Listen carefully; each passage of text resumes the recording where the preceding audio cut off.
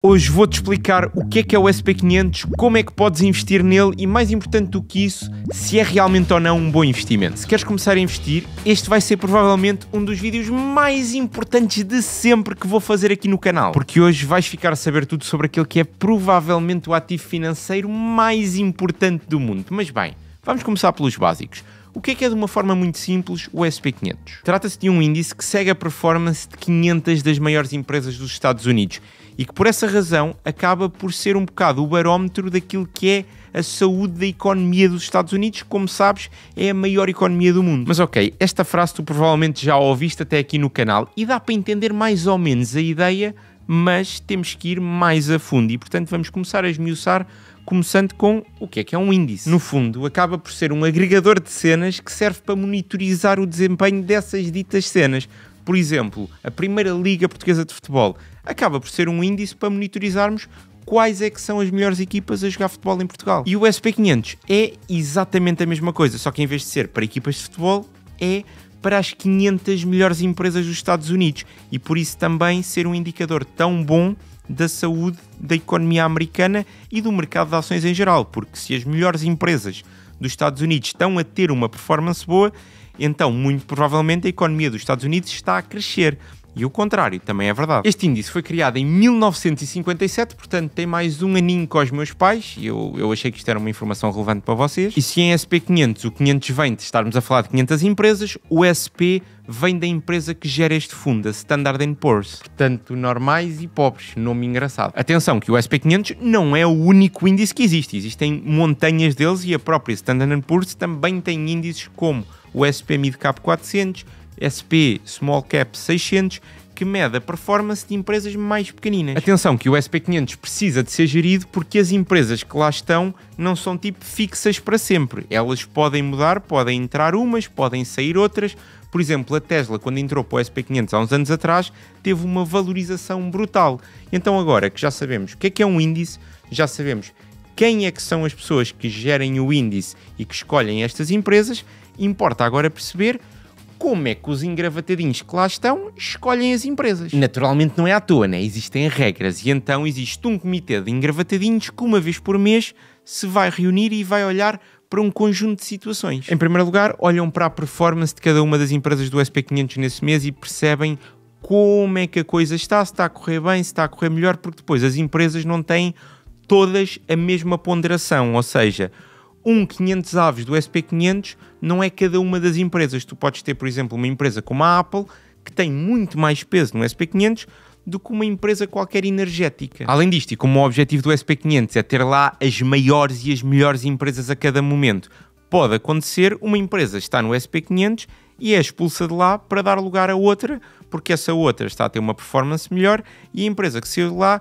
agora está em declínio. Para isto acontecer, existem regras tramadas. Por exemplo, que a Bernie Corp não podia entrar no SP500. Só para teres uma noção, qualquer empresa que seja aspirante a entrar no SP500 tem que ser pública, ou seja, tens que conseguir comprar ações dessa empresa, tem que ter uma valorização mínima de 14,6 mil milhões de euros. Eu estou-me a rir porque eu digo este número e nem consigo imaginar o que isso é. Tem que ser uma empresa americana, a administração tem que ser toda pública, tem que ter apresentado contas positivas nos últimos anos e em termos de ações tem que ter tido um volume de negociação superior a 250 mil em 6 meses. É mesmo um nível, inimaginável para Portugal. Depois o que acontece é que existem essas reuniões mensais e uma vez a cada trimestre, portanto 4 vezes no ano, os tais dos engravatadinhos reconstroem o índice, sendo que algumas empresas podem sair, outras empresas podem entrar. E por ser uma coisa atualizada a cada 3 meses, acaba por nos dar, apesar de sempre com um bocadinho de atraso, uma boa vista daquilo que é a saúde da economia americana. E que, como tu sabes ou deves imaginar, se a América está fixe, nós à partida não estamos muito maus. Se a América não está fixe, então o mundo está todo na coisa. Para então que já sabes o que é o SP500, qual é a empresa que o gera e como é que as empresas são escolhidas para lá. O próximo passo é percebermos o que é este número que está aqui. Todas as empresas que estão no SP500 têm ações que, como falámos, são públicas, tu podes comprar e vender e estão na Bolsa de Valores, ou seja, têm um preço que daqui a 5 minutos está mais alto ou então está mais baixo. E que o SP500 faz é sempre fazer um tracking em tempo real do preço de todas as ações do SP500 consoante a sua ponderação. Imagina que a Apple é 5% do SP500 e a Tesla é 4%. Então, o valor do SP500 vai ser o preço da ação da Apple a cada momento vezes 5%, mais o preço da ação da Tesla vezes 4%. E depois tudo isto com as outras empresas que o compõem. Esta soma toda é o que nos vai dar aquele número que acabaste de ver ali, mas agora vamos um bocadinho mais deep e vamos responder à pergunta: o que é uma ação de uma empresa e porquê é que ela sobe deste valor? De uma forma muito simples, uma ação é uma pequena parte de uma empresa. Imagina, a Apple está dividida em 10 milhões de ações, vamos dizer, não sei, estou a mandar um número para o ar. E quando tu compras uma dessas ações, tu és dono de uma parte muito pequenina da Apple. Naturalmente, tu que compraste uma ação, compraste-a só porque acreditas que aquela empresa vai valorizar e então vais conseguir vender a ação mais cara do que o compraste e vais conseguir fazer lucro. Agora, existem pessoas que não compram uma ação.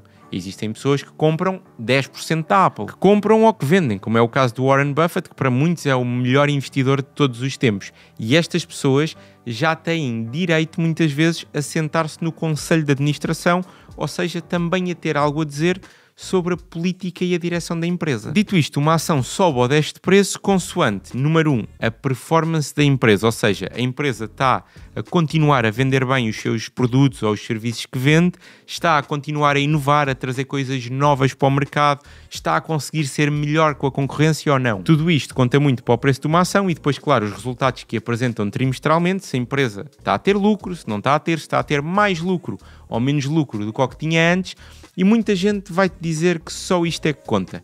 Eu pessoalmente não concordo, porque acho que todas as ações têm price in, ou seja, dentro do preço da própria ação, uma parte especulativa. Trocado por miúdos, isto significa que eu acredito que parte do valor de uma ação, e atenção, pode ser para mais, ou seja, pode estar sobrevalorizada ou também pode estar subvalorizada, mas uma parte do valor de uma ação é sempre de especulação, ou seja, daquilo que as pessoas acham que a ação vai fazer no futuro. Imagina que tu achavas que a Tesla ia duplicar no próximo trimestre, uma coisa absolutamente impossível, mas ia duplicar os seus lucros.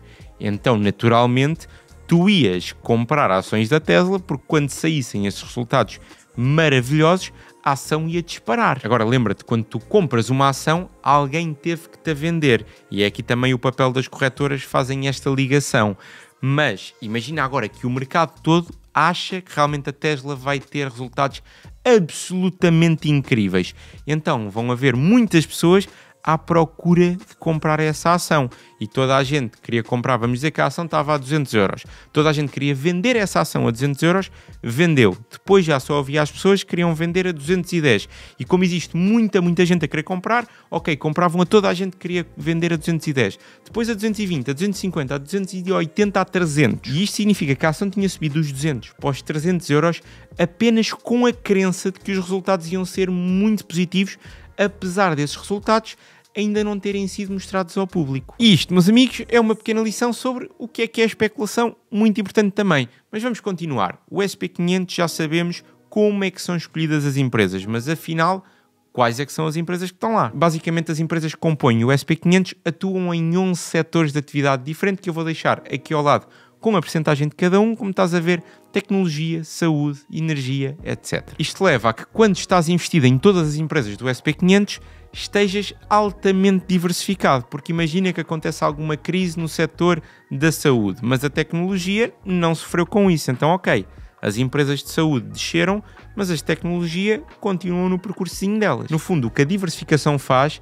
é que, ok, o teu ganho máximo possível não vai ser tão alto, porque para acontecer esse ganho, todos os 11 setores tinham que estar bué da bem, mas também te diminui muito o risco do investimento, porque imagina que 1, 2, 3 setores não estão a correr bem, mas os outros 7, 8 estão, então tu estás a ganhar à mesma. E então a diversificação é boa porque nós não temos a bola de cristal da Maia e podemos opinar sobre isso, mas não conseguimos saber se daqui a 5, 10 anos aquele setor ou o outro setor vai estar melhor ou pior.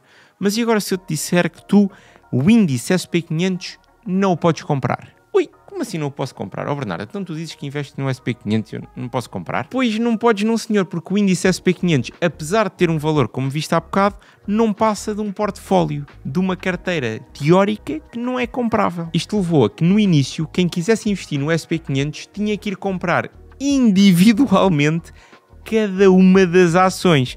E tipo, são, 500. Era um autêntico pesadelo. Foi então que houve a necessidade de surgir uma forma bem mais simples de investir no SP500, que veio sob a forma de 3 letrinhas que provavelmente tu já conheces, ETF. Esta sigla é uma abreviatura para Exchange Traded Fund, ou em português, Fundo Cotado em Bolsa, e é um instrumento financeiro que replica a performance dos índices e que este sim já conseguimos comprar. Então, quando nós compramos um ETF da SP500, e existem muitos dos mais variados fundos de investimento, nós estamos efetivamente a investir em 500 das maiores empresas dos Estados Unidos. Posto isto, já sabes tudo sobre o que é o SP500. Precisas agora de saber como é que compras um ETF da SP500 e se será para ti um bom investimento ou não. Começando pela parte de como é que se compra um ETF da SP500, eu vou-te dizer que é a mesma coisa de dizeres que vais ao centro comercial comprares uma t-shirt, meu. Tu vais entrar e há imensas opções e tu vais ficar,